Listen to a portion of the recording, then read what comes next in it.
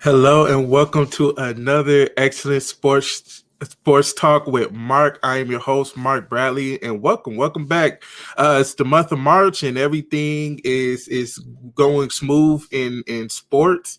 And it's usually around this time where everything starts to get into excitement as far as sports wise, because basketball is going through like the grind time of the season. Baseball's getting ready to start, and you start getting into the NFL drafts and things of that nature. So it's usually fun times around this time during sports.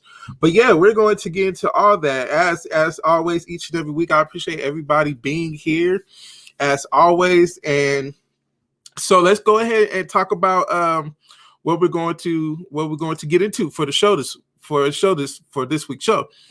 So it is Women's History Month, and so we are going to talk about some great women in sports. And so I want to start with not only kind of like one of my favorite basketball players, growing up and everything, but she was just fun to watch. So we're going to talk about Lisa Leslie and just a little bit about her career. And then after we go through that, we're going to talk about the NBA season. The NBA is coming slowly but surely coming back from All-Star break. And we're going to talk about, the teams that are hot right now and that has a legitimate chance of winning the NBA championship. And we're also going to talk about, the teams who we thought was going to be a little bit better, but they're not at this point. But we're going to talk about the basketball season as a whole. And then we're going to get into the MLB season. MLB season is starting their spring training right now. And the season starts next month. So we're going to basically give our predictions of who's going to win this year's season, like we did last season. Even though last season was a shortened schedule, this year is basically going to be what we're accustomed to as baseball fans, and it's going to go in between till April and up until October. And we know baseball is very long season, so we're going to give our predictions, and yeah, we're going to go from there. So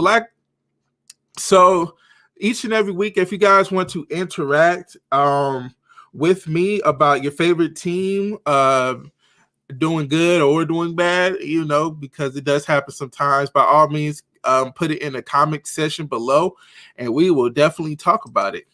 So yeah, let's go ahead and get started. So like I said in the beginning, we're going to start off with one of the best women and just basketball players in general, Lisa Leslie. So let's get into it. So Lisa Leslie, she is originally from Gardena, California. And that's very, close and near and dear to, where I'm from. And so, she grew up in Gardena, California. And basically during her earlier times in her basketball career, she was dominant. I don't think I think between maybe her and Cheryl Miller is probably the two most dominant high school figures in basketball. Like, they was just so dominant. It was just amazing. So basically, in high school, let's start there. In high school, she attended Morningside High School and in Inglewood, California. And so in her high school, not only did she play basketball, that was her main sport, but she did play volleyball and also ran track. And so she was a 3-sport athlete. She can do it all. She was just a very athletic person. And then like I said, her main sport was basketball, and I think she scored 101 points in one game in high school. That is crazy to even think about it. That's why I say Cheryl Miller and Lisa Leslie are probably the most dominant people, dominant basketball players in high school, because I believe Cheryl Miller did the same thing in high school. And, you know, both of them coming from Southern California.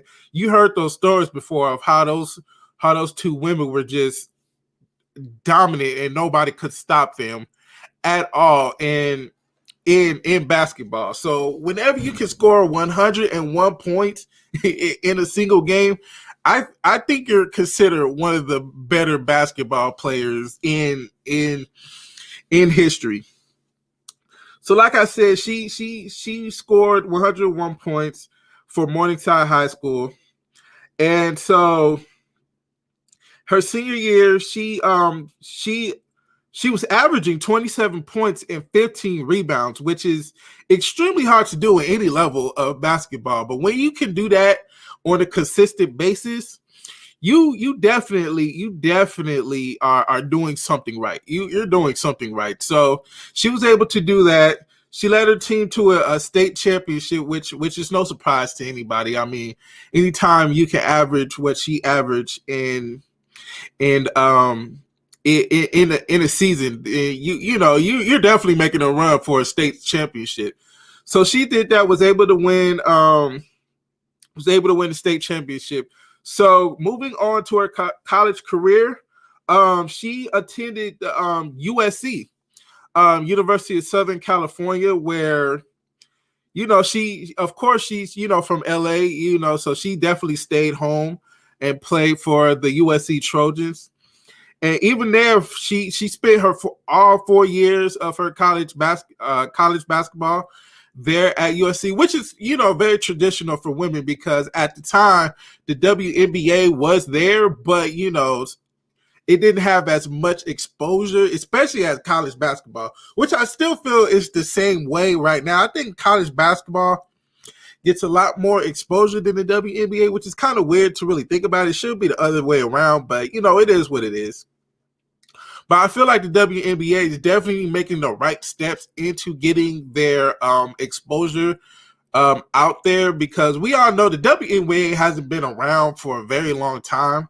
And so, it's baby steps to really get to where you need to get. But they're doing a lot better job. It's enjoyable to watch WNBA games. I know a lot of people really don't enjoy watching it, which is sad to really think about. But I'm one of those people who really enjoy watching the game. I mean, look, basketball is basketball, no matter if it's women or men. I mean, they're all professionals at the end of the day. So, like, they work on their craft. They spend countless hours on perfecting their craft, and they put on a great show. Hopefully, in the near future, I can go to one of those games and really watch the WNBA game. I've been wanting to do it for a while. I just never got around to it for some reason. But yeah, anyway, let's get back to Lisa Leslie.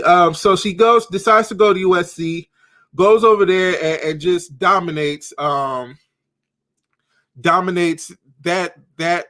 college ranks. For her 4 years, she was able to average 20 points a game. Just dominate all 4 of her years from 1990 to 1994. And so so she goes there. She basically breaks every record there at USC imaginable. She was just so dominant, and she was able to lead her team basically to an 80, 89, and 31 record for her career at USC, earning all types of Pac-10. Back in those days, they were still called the Pac-10, earning just all types of records, all types of awards, just anything you can think imaginable. Lisa Leslie has done it, right? So let's look at her career statistics as a USC Trojan. So in 1990 and 1991, she was able to average 19.4 points a game with 10 rebounds per game, and also average 2.6 blocks a game and 1.4 steals per game. In 1992, she upped her scoring average to 20 points a game.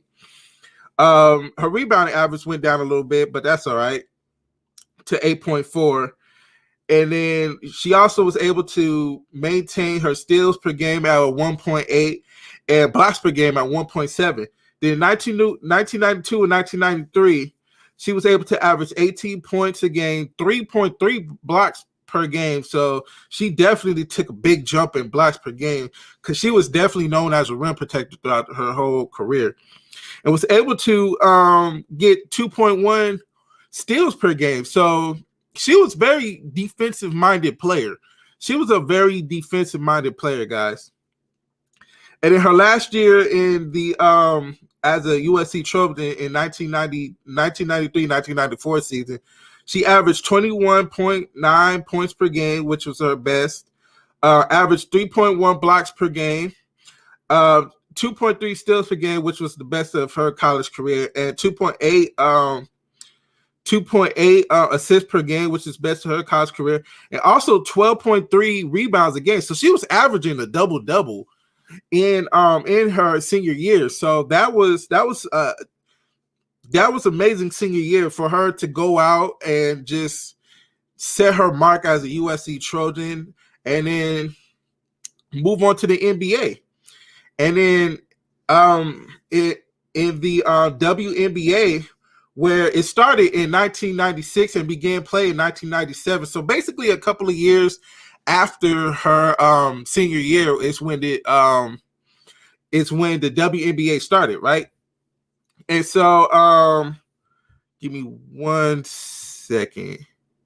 I gotta make some changes to my Facebook because it's well important to see you guys' comments. I want to do that, so let me go ahead and do that. There we go.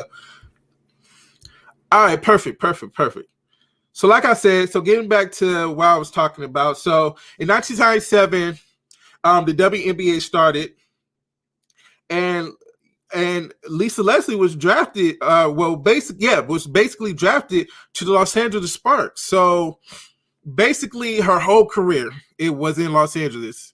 I mean, she's from Los Angeles, grew up in Los Angeles, went to college in Los Angeles, and all of a sudden played her college her professional career all in Los Angeles. Did not switch teams, did not go to anything. She was just in Los Angeles throughout her whole time. And not only was she dominant in college, she was just dominant in the WNBA. She was basically the face of the WNBA. And she was just the standard of women's basketball at the time. Everybody wanted to play like Lisa Leslie. Everybody wanted to, be great like Lisa Leslie. She started it off, and was just an amazing player, and was also one of the first. Well, not one. We're one of the first. Was the first female player to ever dunk the ball in a WNBA game. And during that time you was not seeing that. So to see something like that, and I remember I didn't watch the game, but I seen the highlights of the game. It was amazing. It was amazing. She got up there. I'm not gonna lie to you. But just so dominant, playing her whole career from 1997 to 2009 with the Los Angeles Sparks, being just dominant throughout her whole career, was able to win two championships with the Los Angeles Sparks in 2001 and 2002, back to back. That's hard to do, in any sport, going back to back. But she done it, and she went to be one of the best players ever to even lace them up in basketball. So it was amazing to see that. It was amazing to see that, just to see how she played the game. And let's go ahead and just look at her top career stats as a player. So in 2006, she was able to score 20 points a game, which was her highest as a player. And as far as rebounds per game, in 2002, which was her championship year, she was able to grab 10.4 rebounds per game. And so just those two were her best points per game, her best rebounds per game, which was a very strong suit for her. And then 3 times in her career, her highest block per game average was 2 was 2.9. I believe it was 2002, 2004, and 2008. So, in the prime of her career and also later in her career, she was able to maintain her blocks per game, which is up. She was a very strong rim protector, guys. She was very strong. And so, look, Lisa Leslie was just dominant, just as a player. And, she played 12 years in the WNBA, just gave everything to the game. And, you just have to give her respect. And even after her career, she's done big things as far as being a great commentator for many different platforms. Also, I believe she won a championship in the Big Three. I can't remember if it was I think it was the last year that they played in the Big Three in 2019. I believe they won the championship. And, that's a big for her as a coach. And that's a big accomplishment because, I was watching those games and you can tell she knows the game and she knows what they're talking about. And they respected her as a coach and they just did everything. They did everything for her and they won the championship. And it was a very good thing to watch. And let's also not forget about her international play as a player for the USA. She's won 4 gold medals. 4 gold medals in 1996, 2000, 2004, and 2008. That's a big accomplishment as well. It's very hard to, go overseas and win professionally. And so she's done it. So on top of winning 2 championships, she's also won 4 gold medals. And so Lisa Leslie was just dominant as a player, and she's done very well for herself off the court. And you just have to give her respect as one of the best basketball players to ever play the game. So basically, we're going to go ahead and watch a video of some of her career highlights as a player. So it's a quick little highlight film, and then we are going to go into the NBA basketball season. And so I will be back. And so let's go ahead and share the screen. And then right when we come back, we're going to get into the NBA. All right. So I will be back. Oh, let's get her stuff up first. The reason I love and we got an ad for StreamYard. So I can make very clever. Chris Brogan. I can make a show like the Backpack Show. But here we go. Where I have a code.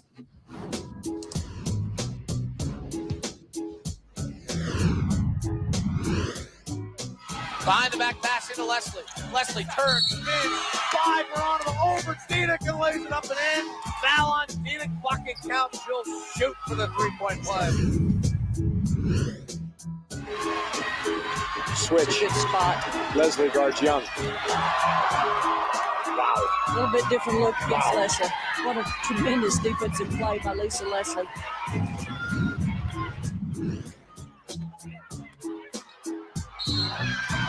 Rebound, offensive board, and the putback by Lisa Leslie. She's the face of the WNBA, and for good reason. One of the great players in the history of the league.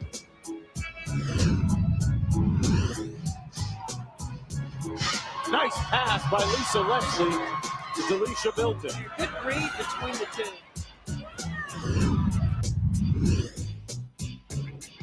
Mr. Robinson has it swatted out of bounds by Lisa Leslie. What a block.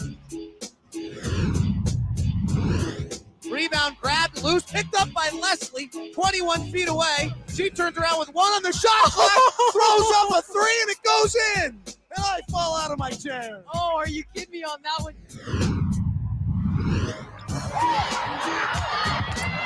Leslie outside, loses Williams.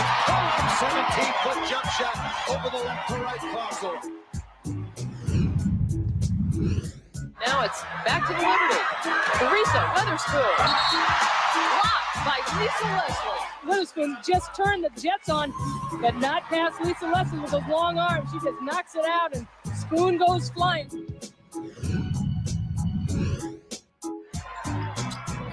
Ford gets it blocked by Leslie. 5 blocks now. 6 blocks. Make it 7. Lisa Leslie on the defensive end has been solid for the Sparks.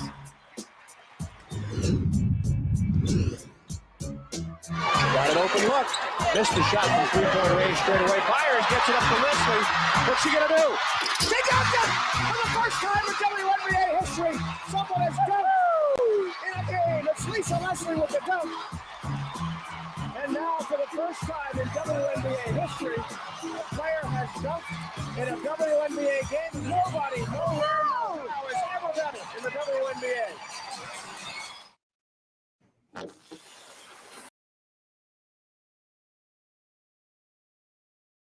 And there you have it. That's the highlights of Lisa Leslie.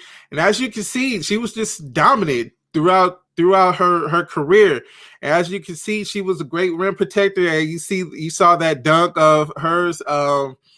That was the first dunk ever in the WNBA, and that was basically the starting off point of just many other women starting to dunk the ball in the WNBA, because a lot of women is getting a lot more athletic. So, pretty soon it's going to be a normal thing, and it's going to be fun to watch in the WNBA. So that's basically the career of Lisa Leslie. Like I said, she was just a great player and just a great person overall on and off the court. So let's go ahead and continue on into the next topic, which is the NBA season. And like I said, if you have any questions or comments, by all means, go ahead and put them down in the comment section. I will read them off and put them right in the screen. So right there.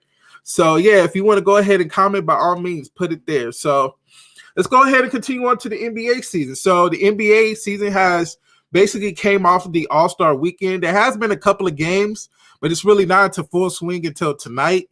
So now you're going to see a lot more of the game. So we're going to talk about some surprise teams that we thought was not going to be good, and we're going to talk about some teams that were supposed to do better, but still not up there to where it needs to be. So let's go ahead and start off in the Eastern Conference.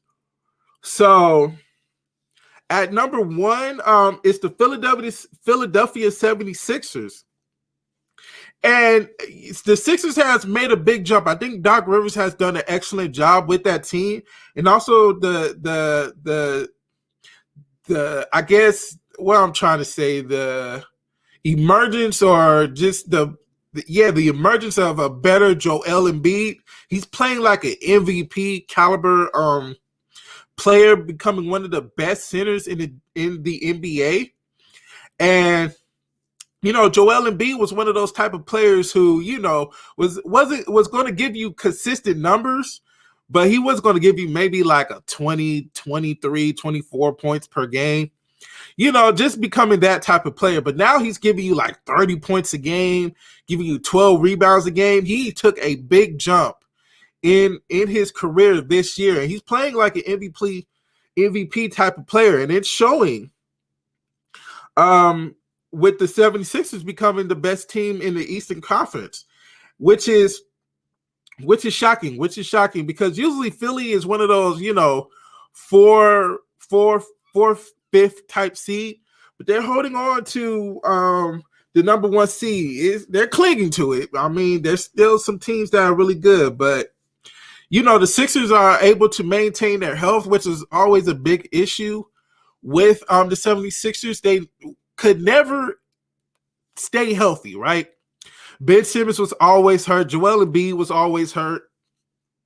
Everybody was always hurt on that team, but it's not the case this year. It's not the case this year. They're playing. They're injury free, and it's showing. And hopefully, it can stay to that point where they can stay injury free all the way throughout the rest of the season and into the playoffs. But that was their big problem. That they could never get past that little injury bug that was plaguing them, especially all last season. All last season was bad, but they came back in the bubble. They just couldn't beat out a good Celtics team during that time. But with the 25-12 record, they're doing a very good job. And then coming in at number second is the Brooklyn Nets. And the Brooklyn Nets has finally found their stride. It was a little bit shaky in the beginning of the season, where they were still trying to figure out how to play with each other, but they finally figured it out. Steve Nash has put together a good team. And, you know, the rich only get richer. I mean, when you add James Harden, now you're going to add Blake Griffin to that team. I mean, only the rich get richer. And it's just so much talent on that team. It's just amazing to really think about how much talent they have on that team. I mean, even outside of the big three between Kevin Durant, Kyrie Irving, and James Harden, you have Blake Griffin, who's a good player. And then you have DeAndre Jordan, who's a good player as well. And then Joe Harris, who's a three-point specialist, just fits that team all together.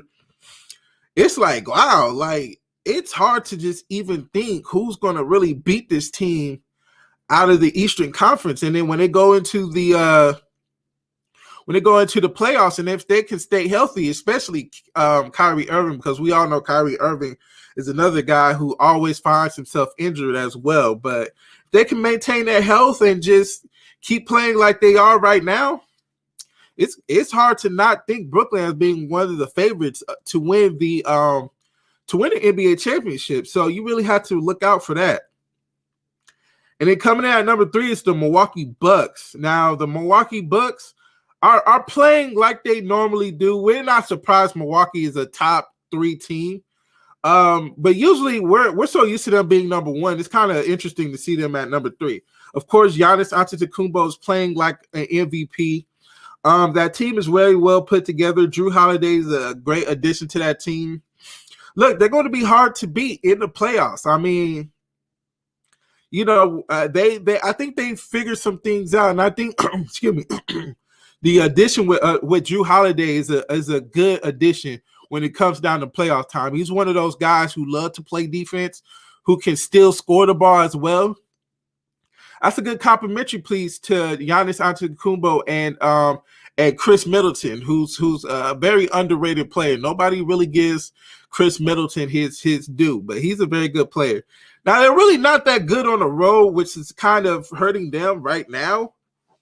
But you know, it's okay. Hopefully they can figure it out before playoff time, because the playoffs will be coming very soon. And then coming in now, this is where it gets awkward. Okay, a lot of these teams are really don't have the best records, but you know they're still in the playoffs. And look, it's the Eastern Conference. We all know the Western Conference is a lot better than the Eastern Conference, but you know it is what it is. It is what it is. All right. So we have a bit of a log jam here between 4 and 7. So the Boston Celtics right now are number 4 with a 19-18 record. Now, look, that's not the best record by any stretch of the imagination. Boston does not play well on the road. But look, that's still a talented team. I mean, Jason Tatum is a great player. Marcus Smart is a great player. It's a very strong team. It's still a very strong team. But, you know, who would you say is the biggest underdog to make it to the finals? That is a very good question. And I'll give you maybe 2 coming from both conferences. If I have to say an underdog, will probably be the Miami Heat again. They did make it to the finals last year, but look, you can never underestimate. They play very good in playoff type basketball. They're built for the playoffs. I don't think they're built really for the regular season, but they're built for the playoffs. Like, they play very strong defense. They love to play smash mouth in your face basketball. So you really have to look out for that. And the underdogs for the Western Conference, as much as I can say right now, I think it's the Utah Jazz.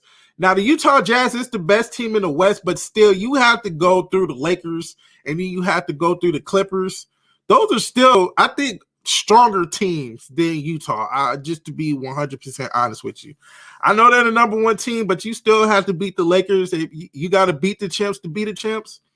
So you still got to beat the Lakers, and you still got to be a motivated Clippers team who doesn't want to get embarrassed a second year in a row in the playoffs. So I think Utah will be the biggest underdog. So, yeah, those are my 2, the Heat and the Jazz. So let's continue on. So like I said, the Celtics are 19-18. That's still a very strong team. Like we just talked about the Miami Heat. They're 19-18 as well. They're playing a lot better than in the beginning of the season. In the beginning of the season, it looked really rough for them, but they're playing very inspired basketball right now. So the Heat are doing what they have to do to get into the 5th seed. And at number 6, the Charlotte Hornets. Let's give Charlotte their hand clap, because Charlotte is usually the bottom. It's in the bottom division, but like I said, it's still the East, and it's not a lot of good teams. I'm not going to lie to you guys. Not a lot of good teams right now. They're 18-18. They're at 500. Look, if they're in the East, that's good enough for the East. That's good enough for the East. But we have to give it up to LaMelo Ball. LaMelo Ball is Rookie of the Year in my book. Absolutely Rookie of the Year in my book. He's playing very great basketball ever since he's starting to start for the Charlotte Hornets. And look, he's looking like the best ball brother out of all the three. And, I always thought LaMelo Ball would be the best ball brother out of them three. I remember when I saw him in high school at Chino Hills High School. He was playing like a seasoned vet, and I think he was only a sophomore at that time.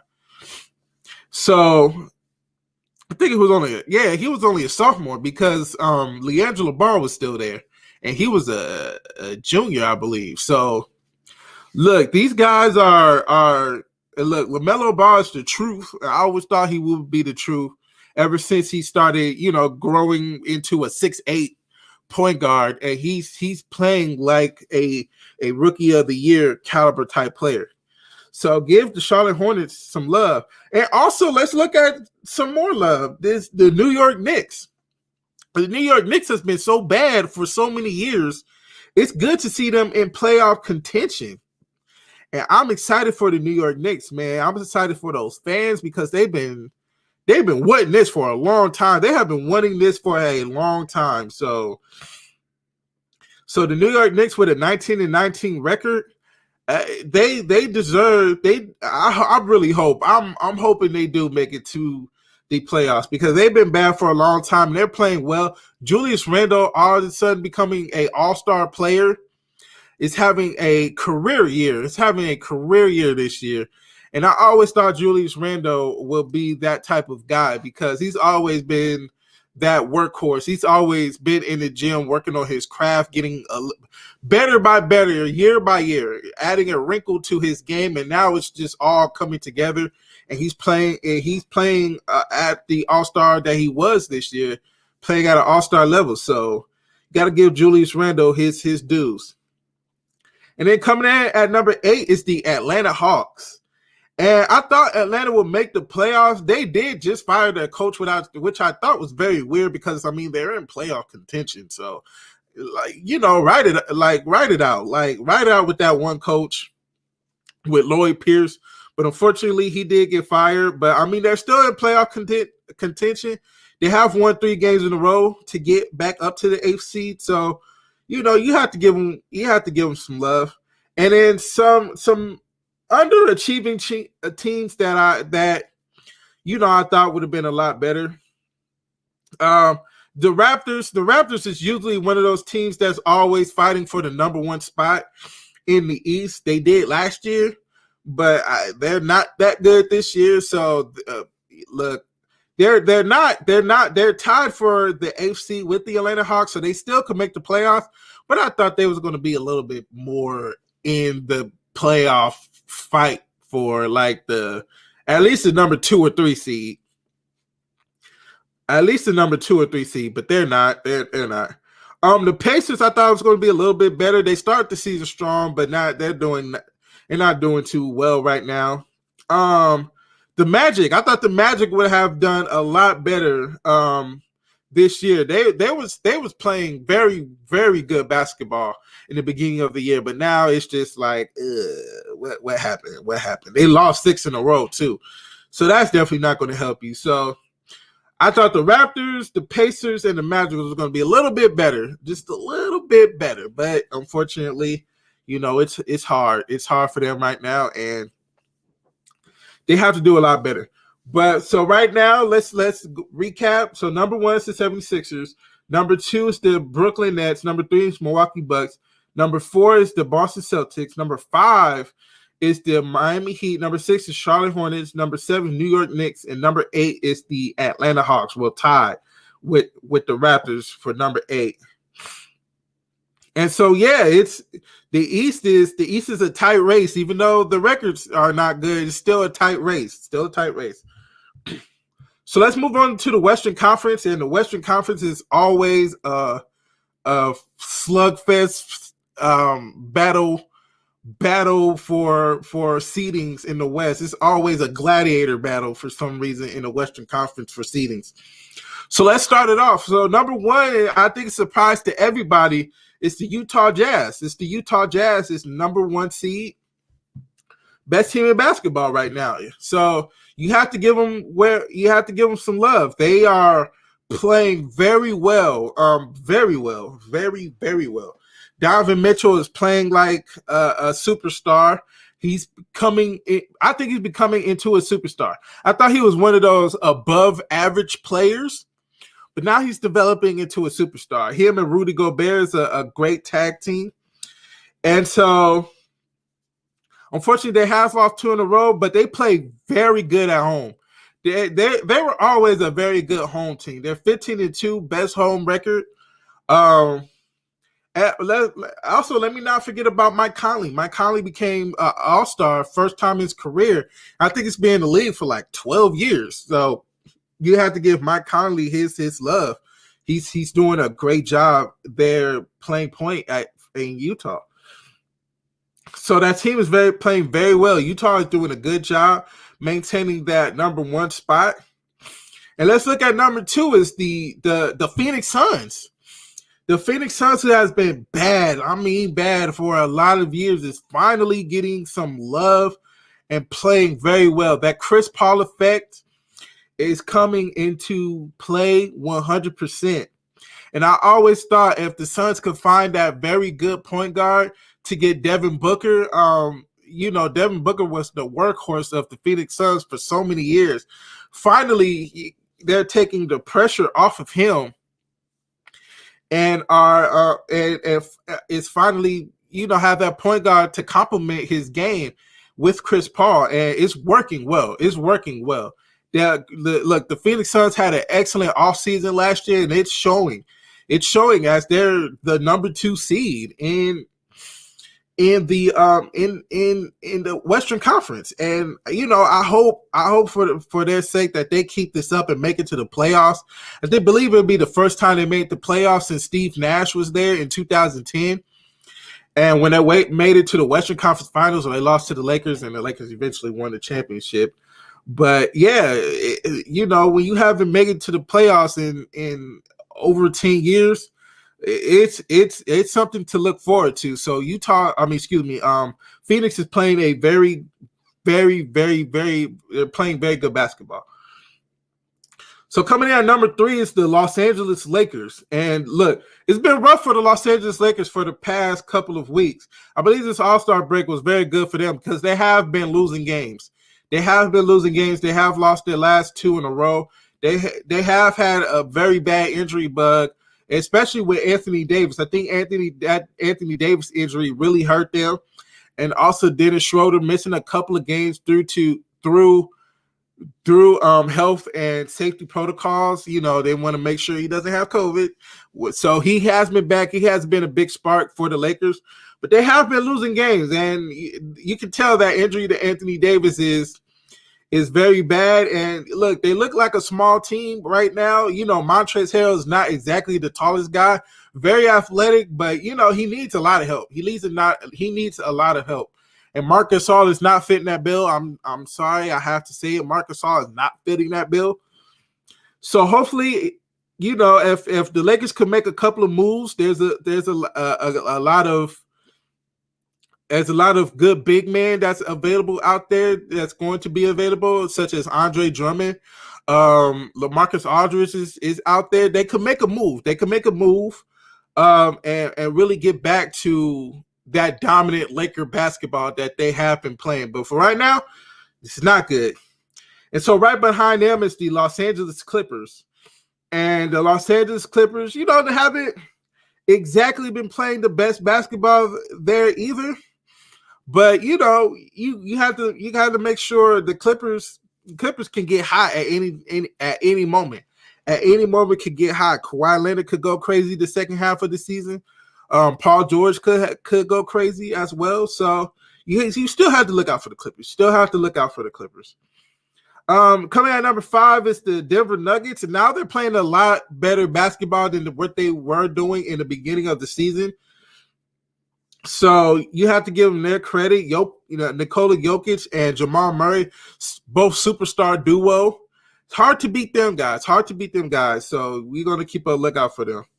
And coming at 6 is the Portland Trailblazers. It's a sneaky team. You always have to look out for that team. That's a very strong group. And when CJ McCollum comes back, they could win some games and really move up in the standings. So you have to look out for them. Coming at number 7 is the Spurs. And we all know Greg Popovich's team is always going to be in contention for the playoffs. DeMar DeRozan is playing very well this year, and so you have to give them credit. And coming in at number 8, who I thought was going to be a little better, it's the Dallas Mavericks. The Dallas Mavericks, I thought was going to be a lot better, but they're still in the playoff contention, so you have to give them that. So some teams on the outside looking in, you have to look out for the Warriors. The Warriors with a 19-19 record could sneak into the 8th seed, so you have to look out for them. I thought the Pelicans was going to make that jump, but they have not right now with a 15-22 record. It's still a very young team. I don't think anybody like on their starting team other than Steven Adams has had more than 5 years of basketball experience. So they're still a very young team. And then the Rockets, I thought the Rockets was going to be a little bit better, but the Rockets have lost 14 games in a row. So that's tough for them. So let's look at the West recap really quick.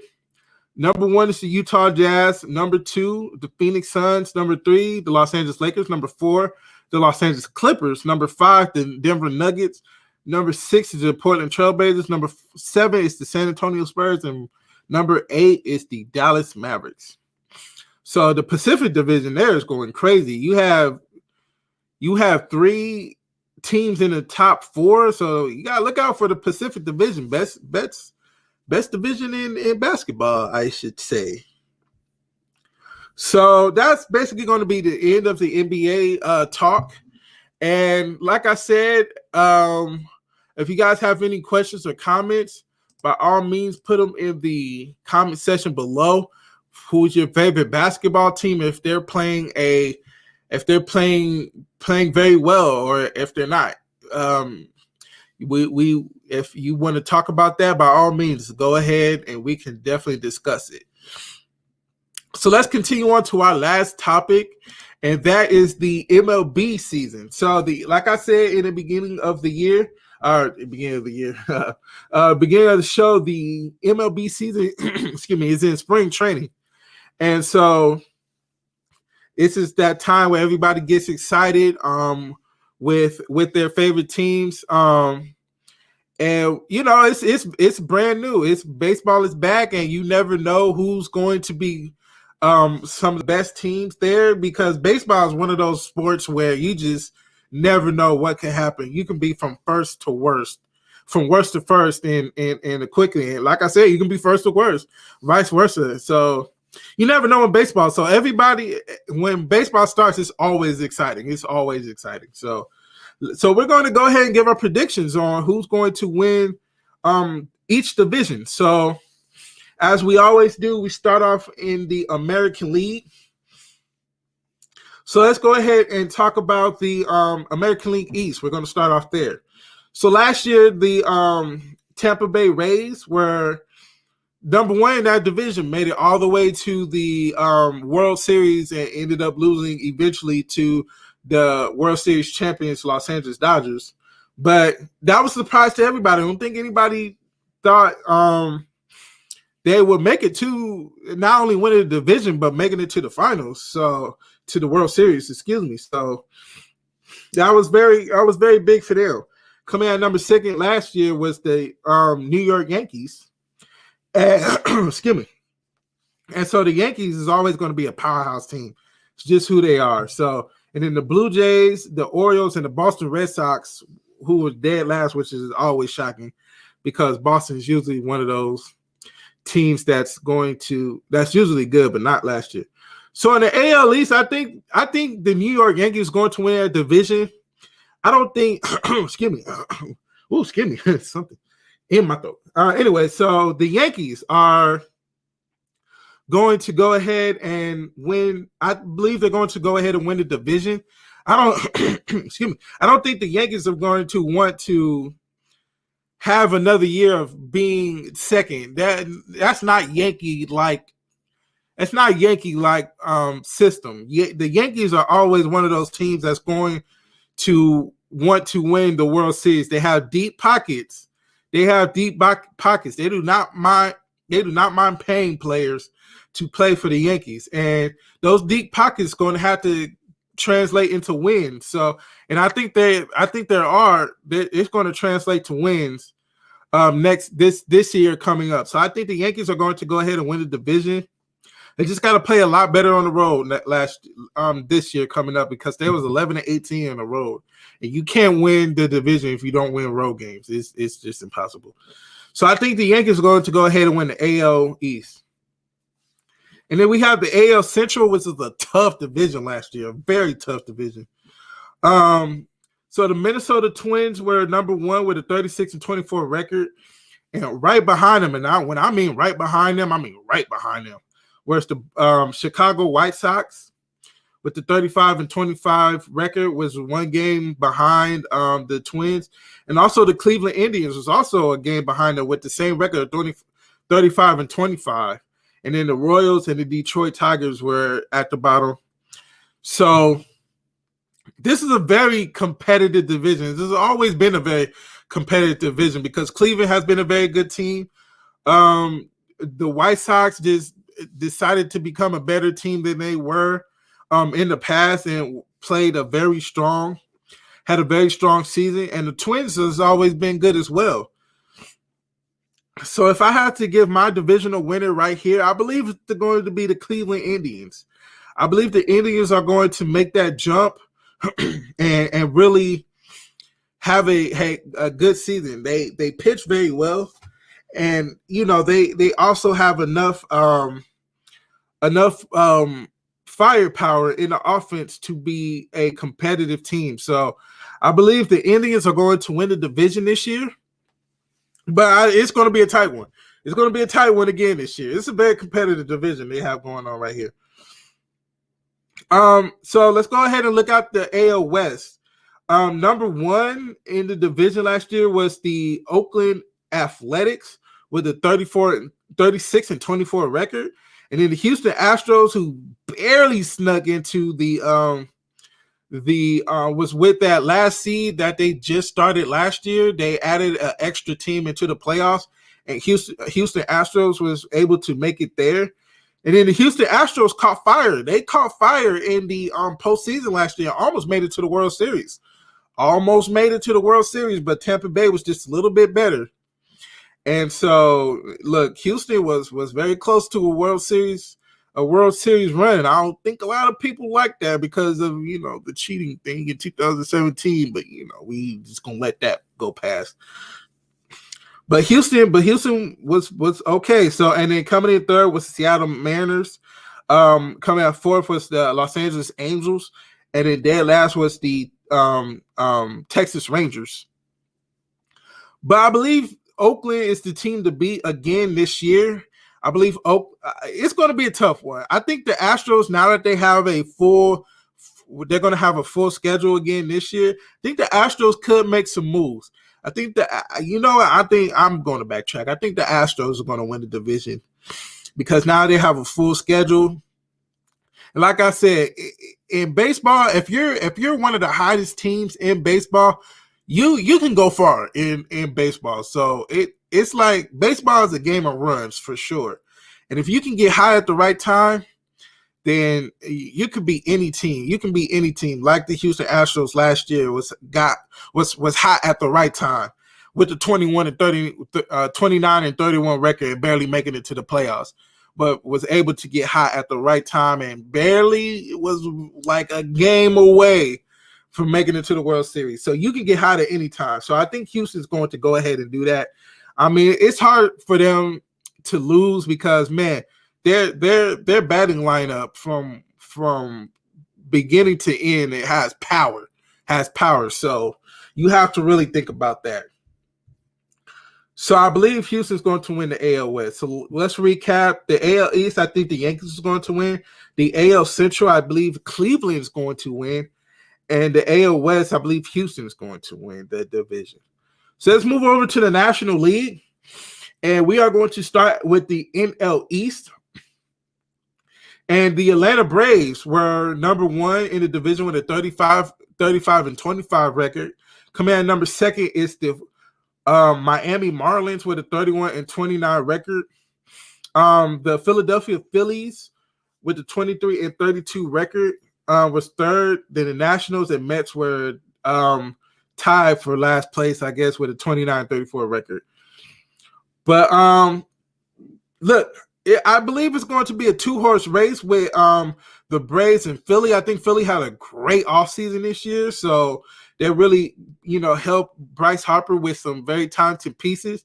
But like I said, the Braves, you have to beat the Braves. They was top of the division and made a strong run in the postseason, especially because I believe they should have beat the Dodgers. They should have beat the Dodgers in the postseason, but unfortunately, the Dodgers being a championship-minded team like they were, I believe they was down 2 or 3 games I believe the Dodgers were down 2 or 3 games to the Braves, and the Braves was just playing inspired baseball. But look, they was close. They was close to winning the to getting to the World Series. I'm not gonna lie, they should have made it, but unfortunately, the Dodgers did Dodger-like things, so they won the World Series. But look, the Braves was right there. And I believe they're going to go ahead and win the division. But I think it's going to be a lot closer because, look, the Miami Marlins played well, but they couldn't. They just could not get over that COVID-19 bug that they had. I mean, they missed a lot of games due to COVID. So hopefully they can fix that. And like I said, the Phillies had a great offseason, so don't be surprised if they make a run for the division as well. So be on the lookout for that. And so let's go ahead and move over to the NL Central, which is usually a strong division as well. The Chicago Cubs was first in that division, and right behind them was the St. Louis Cardinals and the Cincinnati Reds. And then coming in at number 4 was the Brewers, who barely snuck into the playoffs. And then the Pittsburgh Pirates were dead last. I think it was like the worst team in MLB last year was the Pirates. So, I believe the Cubs are going to win again. I mean, that's a strong team, man. The Cubs has offense for days, man. They are a power-hitting team, and they hit for home runs. And so you have to be on the lookout for the Chicago Cubs. And then look out for St. Louis as well. St. Louis is a very strong team. And then the Reds is a good team as well. But I believe Chicago is the king of that division, and you have to be on the lookout for them. And then let's look at the NL West. And the Los Angeles Dodgers was number 1, best team in baseball. Like I said, they won the World Series last year, and they only got better, adding a Cy Young pitcher in Trevor Bauer to add with some other Cy Young pitchers with Clayton Kershaw, who's not in his prime anymore, but still is pitching like at a high rate. And then you're bringing in you still have David Price there. I mean, it is so hard to really see them like not being a top team there. Like it's hard to really think that they're not going to be good. And then I forgot about Walker Buehler. Walker Buehler is becoming a Cy Young candidate as well. So look, it's hard to see the Dodgers not being, a top team again. You have the pitching rotation just set good to go. Then you have the offense, who's great as well. You still have Cody Bellinger there. You was able to bring back Justin Turner. You have Mookie Betts, the MVP. You have Max Muncy. You can just go on and on and on about that offense for the Dodgers. It's just so strong, so strong. But then you have the Padres had a 37-23 record last year. There was a good team as well. I think there was like the third best team in baseball, but unfortunately, since they played in the same division as the Dodgers, they was overshadowed. There was a great team, third best team in baseball, and did